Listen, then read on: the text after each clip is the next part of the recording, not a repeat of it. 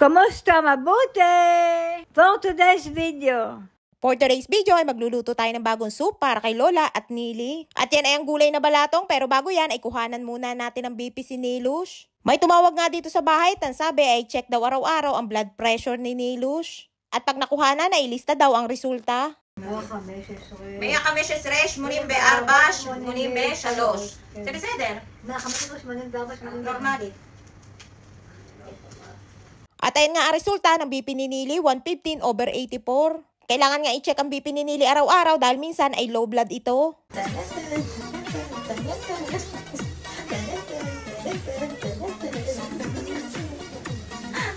Ayun nga't pagkatapos kong asikasuhin si Nili at nakasayaw din nga ng kauntian ay magluluto naman tayo. Gulay na balatong na may patatas at carrots at may mga dahon-dahon.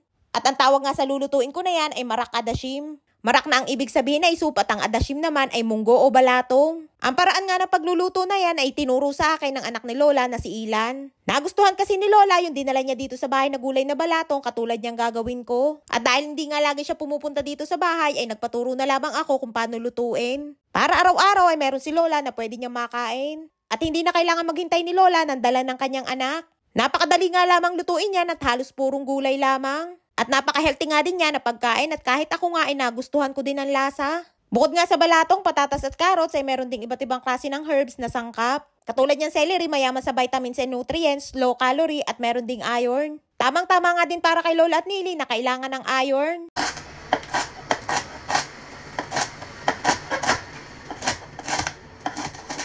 Hiniwa-hiwa ko nga lamang na malilit at yung iba nga ay ginagawa ding juice ang celery. At ito naman yung talaga nagpapalasa at nagpapabango ng lutuin, ang dill. Nung natikman ko nga ang dalang gulay na balatong ng anak ni Lola ay may nalasahan ako na kakaibang lasa at yan nga yung dill. Mayaman din yan sa nutrients at vitamins at antioxidants din yan. At ang panghuli ay parsley na may natural na diuretic na tamang-tama yan sa may mga UTI. At ayan nga ang mga sangkap, may sibuyas, bawang, carrots at patatas. May celery, parsley at dill. At syempre hindi pwedeng mawawala ang bida sa ating lulutuin at yan nga ang balatong o munggo. At nahugasan ko na nga din lahat yan. Kaya tara, simulan na natin ang pagluluto. Igisa muna natin ang sibuyas at bawang at pagkatapos ay ilagay ang carrots. Si Lola ay ayaw nga ng pagkain na may bawang pero sabi nung anak ay lagyan daw ng 2 peraso at hindi naman daw yung lalasa. Sunod ko na nga ding inilagay ang balatong. Hinalo-halo ko nga lamang saglit at pagkatapos ay sinunod ko na ang celery.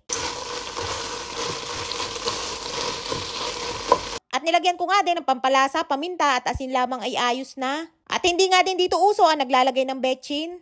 At ang ginagamit nila dito sa kanilang mga soup ay chicken powder. Habang nagigisa nga ako ay nagpainit na din ako ng tubig. 2 puno sa electric kettle ng tubig ang aking inilagay. Pagkatapos ay takpan lamang hanggang sa kumulo ng ilang minuto. At pag kulong-kulo na nga, isunod na natin ang patatas. Dito nga sa Israel ang mga tao ay mahilig kumain ng mga pagkaing may sabaw lalo na pag panahon ng taglamig. At mahilig nga sila sa mga pagkain na maraming sangkap katulad ng mga gulay at mga dahon-dahon. At sa atin nga sa Pinas kapag nagluluto tayo ng gulay na balatong, ang kadalasan nating inilalagay ay malunggay, dahon ng sili o kaya naman ay dahon ng ampalaya. Medyo luto na nga ang ating gulay na balatong at ang tikman ko nga ay parang kulang sa lasa kaya naman dinagdagan ko pa ng konting asin. At pagkatapos ay isunod naman nating ilagay ang dill. Ang bango nga niyan at lalong amoy na amoy kapag naluto na. At yan nga din yung nagbibigay ng kakaibang lasa. At ilagay na din natin ang ating pampinali na dahon, ang parsley.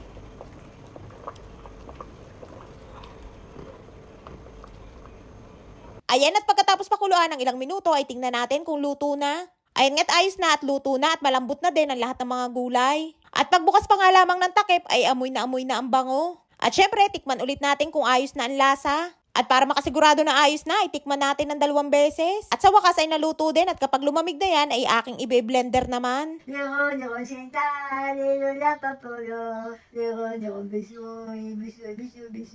Dala, busloy.